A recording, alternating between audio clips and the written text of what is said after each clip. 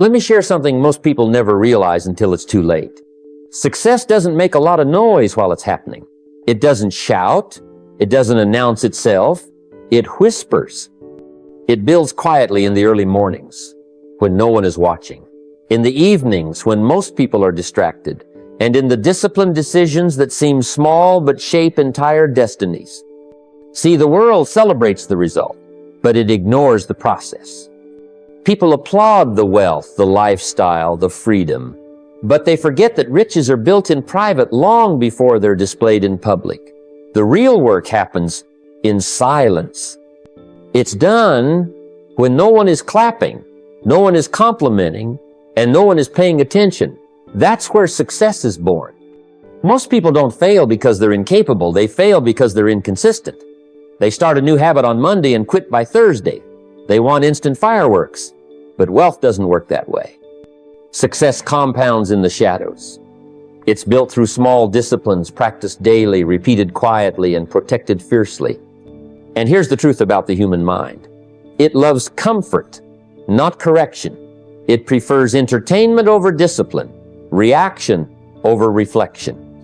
But those who win, those who build fortunes, freedom, and fulfillment, are the few who train their minds to fall in love with the process, not just the prize. The truth is, most people overestimate the importance of big moves and underestimate the power of small disciplines. They wait for the grand opportunity, the big break, the sudden windfall. But wealth doesn't usually come from one giant decision. It comes from 1,000 small ones. Small financial disciplines, repeated daily, are what create big financial breakthroughs. It's not about earning $1 million overnight. It's about learning how to save $10 today and then doing it again tomorrow. It's about reading 10 pages of a good book each day until the pages turn into ideas and the ideas turn into strategies and the strategies turn into results. When I was broke, I learned this the hard way. I thought success had to be spectacular. I thought I had to make huge moves. And because I couldn't, I delayed starting. But one day, a mentor told me, start small, save $5, read 5 pages, make one good decision, then do it again tomorrow. And that shifted my whole world. I started small, $5 at a time, 5 pages at a time. I skipped a few luxuries, bought a few books, invested a few dollars. It wasn't exciting at first, but it was consistent. And consistency beats intensity when it comes to building wealth. The secret is this. Small disciplines compound. Like money in an interest account, your actions add up quietly. You skip the latte today, not because you can't afford it, but because you're building a habit of self-control. You invest a small amount each month, not because it will make you rich instantly, but because it trains your mind to think long-term. You read one chapter not because it changes your life today, but because it changes your thinking tomorrow. Most people are looking for miracles. But wealth isn't built on miracles, it's built on momentum. Small wins create big changes. A little saved, a little invested, a little learned, that's how you start to attract big riches. One of the biggest shifts you'll ever make on the road to wealth is realizing that trading all your time for money is a trap. Now, there's nothing wrong with honest work. Work is noble, and it's where many of us start. But staying in the habit of selling your time by the hour is how you stay limited, because time is capped. You only get 24 hours in a day, but value is unlimited. Wealthy people don't just think in terms of hours, they think in terms of value delivered. And when you shift your thinking this way, you begin to open the door to a completely different financial life. I remember when I first learned this lesson.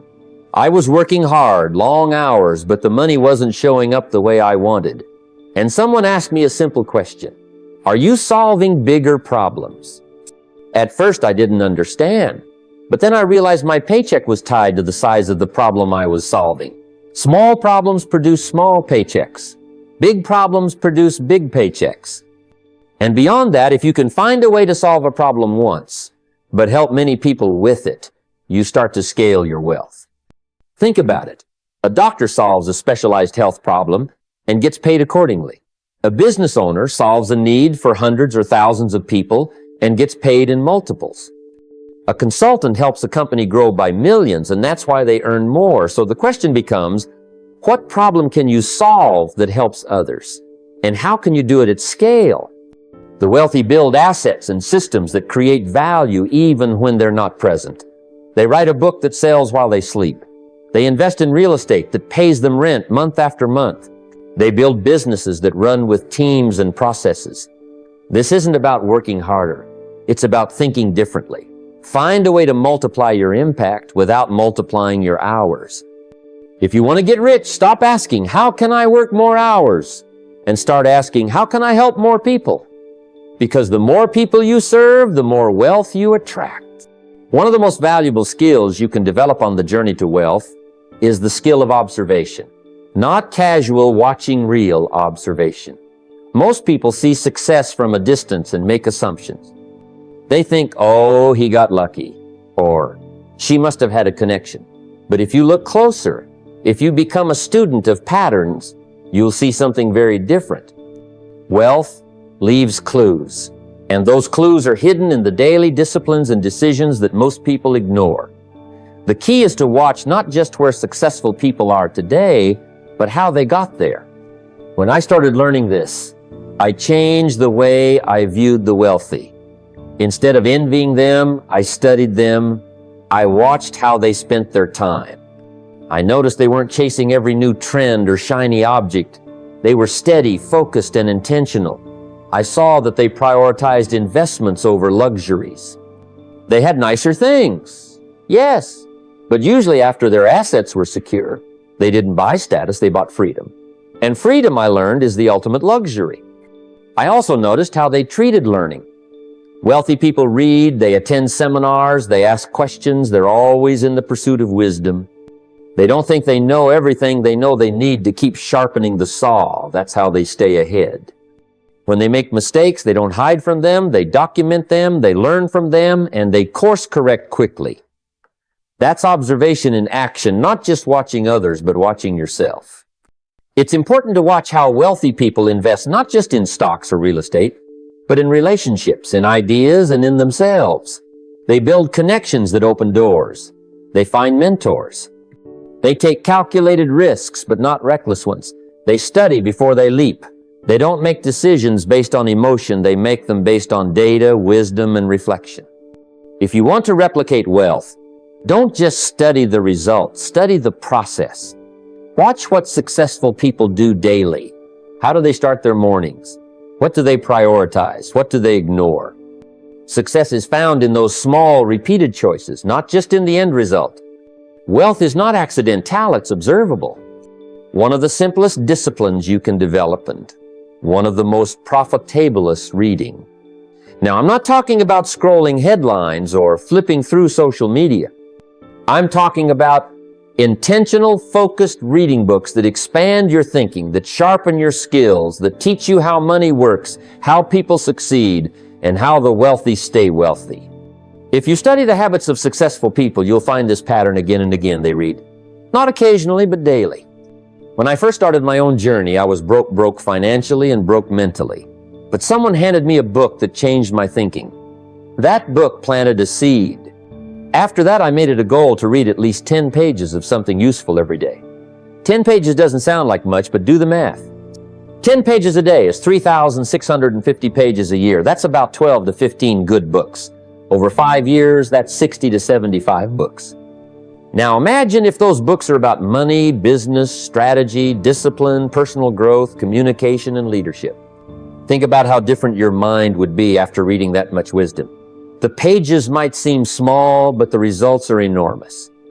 Reading daily does more than add knowledge. It changes your philosophy. It gives you new words, new thoughts, and new ways to look at problems. And wealth is always tied to how you think about problems. Poor people think, how do I get through the week? Wealthy people think, how do I solve this for 1,000 people? Reading gives you that shift in perspective. It helps you trade small thinking for big vision. It teaches you how to scale ideas, not just survive the day. You don't have to read for hours. Just 20 to 30 minutes every day, consistently. Some days you'll feel like it, some days you won't. but do it anyway. Read when you're excited and read when you're tired. That's how discipline works. And over time, that discipline compounds just like money does. The knowledge stacks up, the ideas multiply, and before you know it, you're not just smarter, you're richer in wisdom, richer in options, and richer in opportunity. Wealth starts with knowledge, and knowledge starts with reading. One of the most important lessons in wealth building is learning how to set real deadlines for your financial goals. Because without a date on the calendar, a goal is just a wish, and wishes don't build wealth. Wishes are soft, they're comfortable, they let you off the hook when life gets busy. But goals with deadlines, those are different. They create pressure, and pressure creates focus. When I first started setting financial goals, I made the same mistake most people make. I said things like, someday I'll be rich, or one day I'll save more money. But someday isn't on the calendar, and one day usually turns into no day. I had to learn to get specific.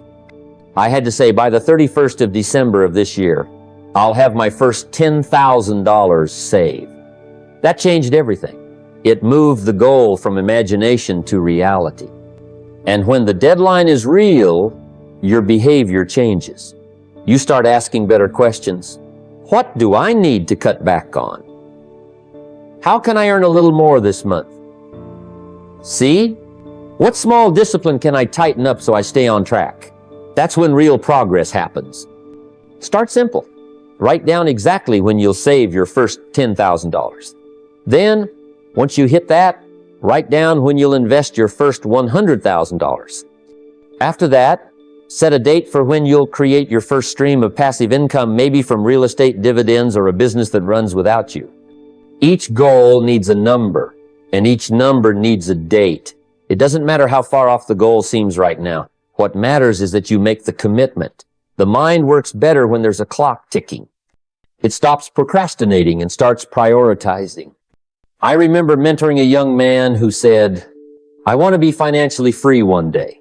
I told him, circle the day on the calendar, and let's back into the numbers. Within minutes, we had a plan.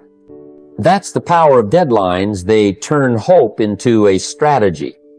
If you want to build wealth, you need to move from vague desires to concrete decisions, and deadlines are the bridge that takes you there.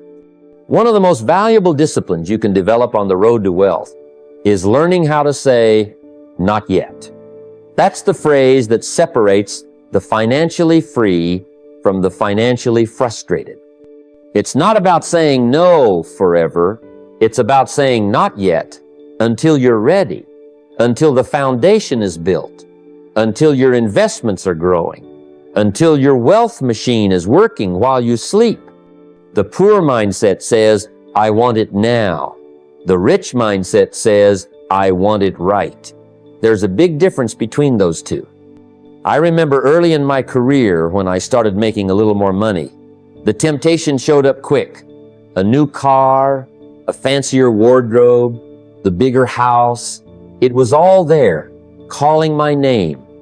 And believe me, it's easy to get caught up in the pressure. Friends upgrade, neighbors upgrade, and you feel like you're falling behind if you don't. But here's what I realized. If I spent like they did, I'd stay stuck like they did. So I learned to whisper to myself, not yet. I'll get the car, but not yet. I'll buy the luxury, but not yet. First, I'll buy the freedom. First, I'll buy the assets. This is where most people go wrong. They confuse lifestyle with wealth. They think if they look rich, they are rich. But you can have a fancy car in the driveway and still be broke in the bank account. Real wealth isn't loud, it's quiet. It's the assets you own, the cash flow you've built, the investments that grow while you're sleeping. That's what matters. And it starts with discipline. Saying not yet to short-term pleasure so you can say yes to long-term prosperity. Every time you pause before a flashy purchase and ask yourself, will this bring me closer to financial freedom or further away? That's you flexing your wealth muscle. That's how the rich think. They delay the dinner so they can buy the restaurant later. They skip the shiny toy today so they can own the company that makes it tomorrow. Wealth is a reward for patience, and patience is a sign of maturity. Practice saying not yet until the foundation is solid. When you do, you won't just buy things, you'll buy freedom. One of the fastest ways to stay broke even while you're earning more is to spend every increase as soon as it comes in. That's what most people do. They get a raise and the lifestyle goes up with it. They get a bonus and it disappears on a new gadget or a weekend getaway. Now, there's nothing wrong with enjoying life, but if you're not careful, you'll eat the seeds instead of planting them. And when you eat the seeds, you rob yourself of the harvest that could have been. When you earn extra income, a bonus, a side hustle check, a return on an investment, that's the moment to make a decision that shapes your future. Do you spend it or do you grow it? The wealthy don't just earn more, they reinvest more. They take the profits from today and plant them into the assets of tomorrow. They don't see extra money as spending power. They see it as planting power. They know that a dollar spent is gone, but a dollar invested multiplies. I remember the first time I earned a commission check that was larger than I expected. I thought about going out and celebrating, big buying something flashy to reward myself. But instead I asked myself, what would the wealthy do right now? And the answer was simple. They'd reinvest. They'd take that money and put it into something that grows while they sleep. So I bought some books to upgrade my skills, saved part of it to build my emergency fund, and invested the rest into an income-producing asset. That one decision set off a chain reaction that changed the way I handled money for life. You see, it's not just about making money, it's about multiplying it. The poor mindset says, I finally got extra, let me spend it. The rich mindset says, I finally got extra, let me plant it. One decision keeps you running on the treadmill. The other moves you toward freedom. It's about thinking like a farmer, not a consumer. A farmer doesn't eat the whole harvest. He saves some of the seeds to plant again. That's how you create wealth that keeps producing season after season. So the next time you get extra income, don't just ask, what can I buy? Ask, what can I build? Because when you reinvest your profits, you're not just buying things, you're buying the future. Failure is one of life's best teachers, but only if you're paying attention. Most people try to forget their financial mistakes as fast as possible. They push the memory aside, pretend it never happened, and hope no one notices. But the wealthy take a different approach. They don't fear failure, they study it. They turn every setback into a seminar. They ask, what did I do wrong? What can I learn? How can I make sure this never happens again? When I first started out, I made some mistakes that nearly wiped me out. I trusted the wrong people. I invested without understanding the terms. I spent money on things that had no return. At the time, those failures were painful, but I made a decision that changed everything. I decided not to waste the pain. I pulled out a notebook and wrote down every lesson the hard way had taught me. I wrote about my decisions, my assumptions, and the blind spots I didn't see before. I learned that emotion makes expensive purchases, but wisdom builds profitable ones. Most people don't do that. They either pretend nothing happened or beat themselves up so badly they stop trying. But failure isn't there to crush you, it's there to coach you. It's trying to say, hey, slow down, learn something. Adjust before you repeat this mistake twice. When you ignore that lesson, you'll keep paying for the same mistake over and over again.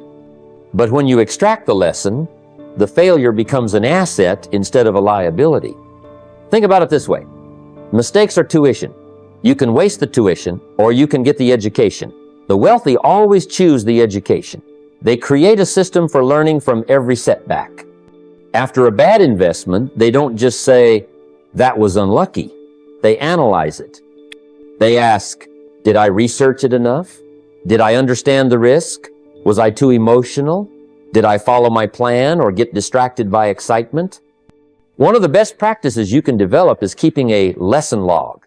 When you lose money or miss an opportunity, don't just move on. Sit down and write out exactly what happened. Be honest with yourself. No sugarcoating, no blame shifting, just facts and reflection. Over time, this habit will turn you into a wiser decision maker. And wisdom is what protects and multiplies wealth. So don't fear failure. Fear failing to learn. Because the mistake isn't final, it's just feedback. And when you turn feedback into strategy, your failures start building your fortune. Your thoughts about money are more powerful than most people realize. They shape your actions, your habits, and ultimately your results. If you want to change your financial future, you must start by changing your philosophy about money. I've seen many people work hard their whole lives only to remain stuck in the same financial place because their mindset limits them. The truth is, wealth begins in the mind before it ever appears in your bank account. Take a quiet moment and write down what you truly believe about money. Is it scarce or abundant? Is it hard to earn or easy to multiply? Do you see money as a source of freedom or a cause of stress? Be honest, because these beliefs run your financial decisions whether you're aware of it or not. Many people carry a poverty mindset thinking money is always tight, or that getting rich is for other people, not for them. That kind of thinking sets limits before the game even begins. Changing your philosophy means adopting an abundance mindset. It means believing there is enough wealth in the world for you and for others, that money flows to those who provide value, and that your efforts will be rewarded. It also means seeing setbacks as temporary and opportunities as plentiful. When I changed my thinking from scarcity to abundance, doors I never imagined opened wide.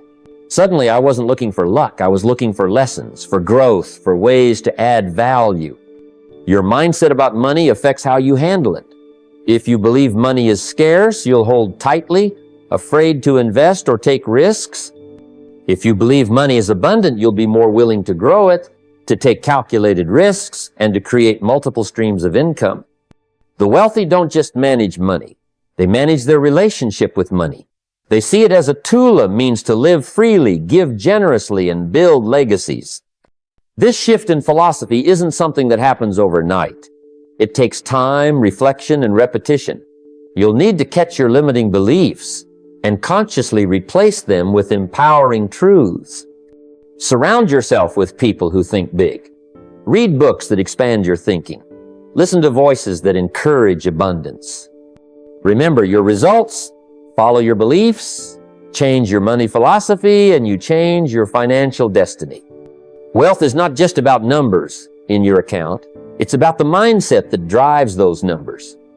Begin today to upgrade your philosophy about money, because what you believe about wealth will create the reality you live. The company you keep has more influence on your financial future than you might realize. Success is contagious, and so is failure. If you want to grow rich and build wealth, you must surround yourself with people who already embody the qualities and results you desire. This is the law of association. Your environment shapes your mindset, your habits, and ultimately your destiny. When I first started my journey, I realized quickly that if I wanted to change my life, I needed to change who I spent my time with. It's not just about friendship or socializing. It's about aligning yourself with people who hold higher standards, who think bigger, who practice discipline, and who achieve results. These people don't just talk about dreams, they take daily action toward them. Their habits, mindset, and energy become a mirror for you to reflect on your own. Success leaves clues. If you want to build wealth, study the people who have done it. Pay attention not only to what they say, but what they do consistently. Observe their work ethic, their approach to money, their mindset during challenges. When you associate with such people, you absorb those qualities naturally, almost without effort. Your standards rise, your thinking shifts, and your motivation deepens. I remember a time when I felt stuck, unsure how to move forward. Then I met people who were disciplined about their time, serious about personal growth, and relentless in their pursuit of success. Their presence challenged me to raise my own expectations. Slowly but surely, I began to think and act differently, and my financial results began to change. This law of association works both ways. If you spend time with people who complain, make excuses, and settle for less, you'll find yourself doing the same. But when you choose to be around winners, people who take responsibility for their lives, your mindset expands, your confidence grows, and your actions align with success. Surround yourself with those who inspire and challenge you. Let their example elevate your standards. Choose your circle carefully, because your network is your net worth. If you want to grow rich, grow your associations first. It's a powerful step toward the financial success you seek. Understanding the language of finance is one of the most powerful steps you can take toward building lasting wealth. Just as a builder needs to know the tools of the trade, or a musician must understand notes and rhythms, mastering the vocabulary of money empowers you to make smarter decisions and take control of your financial future. When I first started learning about money, I realized that terms like equity, cash flow, return on investment, and compounding weren't just confusing jargon, they were the keys to understanding how wealth works. Each term represents a concept, a principle that, when understood, transforms the way you think about money and how it can work for you. Take equity, for example. Equity is your ownership stake in something, whether it's a home, a business, or an investment. Understanding equity helps you see beyond just spending money. It helps you recognize how your assets build value over time. Cash flow is equally vital. It's the money moving in and out of your hands. Positive cash flow means you're earning more than you spend, and that's the lifeblood of financial health. Return on investment, or ROI, measures how much profit you make relative to your investment. It helps you decide if an opportunity is worth pursuing or not. And compounding this is the magic behind many fortunes. Compounding is when your money earns money, and then that money earns even more money, creating an accelerating growth curve. It's the reason why starting early with small amounts can lead to huge wealth later. I recall the moment when these concepts clicked for me. I had been saving diligently but wasn't seeing the growth I expected. Then I took the time to learn the language of finance, and suddenly I could evaluate opportunities with clarity and confidence. It changed my approach from just saving money to actively growing it. If you want to build real wealth, commit to learning the financial language. Read books, listen to podcasts, ask questions, and don't be afraid to dive deep. Mastery of this vocabulary will give you control, reduce fear, and open doors to new opportunities. Remember, wealth is not just about how much money you have, it's about how well you understand and manage it. The richer your financial language, the richer your life can become. Learning this language is a crucial foundation for lasting financial success. When it comes to building true wealth, the difference between thinking in terms of legacy versus luxury is profound. Many people focus their energy and resources on immediate gratification, buying the latest car, the newest gadget, or the fanciest home. These things may bring temporary happiness, but they rarely create lasting impact. Wealthy individuals, on the other hand, understand that true riches extend beyond their own lifetime. They think generationally. They think about the legacy they will leave behind. I remember early in my journey, I was caught up in the allure of luxury. It's easy to fall into that trap, the temptation to spend what you earn on things that impress others or satisfy a fleeting desire. But over time, I realized that luxury fades, but legacy endures. The car you drive today will rust away, but the values, assets, and opportunities you create for your family can live on for decades. Thinking in terms of legacy means asking yourself tough questions. What will my wealth do beyond me? How will my financial decisions affect my children and grandchildren? How can I build assets that not only grow, but also support future generations? It's a mindset that looks at wealth as a tool for long-term impact, not just short-term pleasure. Poor thinkers tend to live paycheck to paycheck, focused on what they can consume now with little regard for the future. They might accumulate debt to maintain a lifestyle that impresses others but leaves nothing behind. Meanwhile, those with a legacy mindset sacrifice short-term luxuries to invest in assets, education, and opportunities that will empower their descendants.